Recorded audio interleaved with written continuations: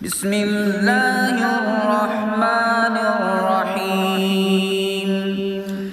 يا أيها الذين آمنوا استعينوا بالصبر والصلاة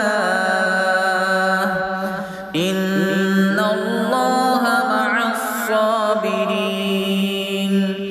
ولا تقولوا لمن يقتل في سبيل الله أموات ولا تقولوا لمن يقتل في سبيل الله أموات بل أحياء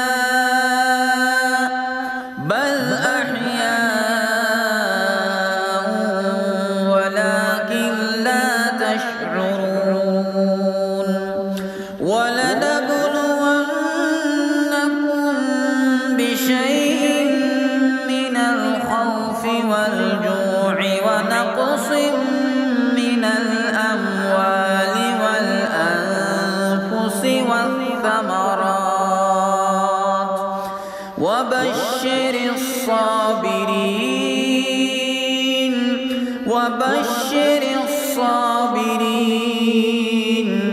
الذين إذا أصابتهم مصيبة قالوا إنا لله وإنا إليه راجعون. أولئك عليهم صلوات من ربهم ورحمة وأولئك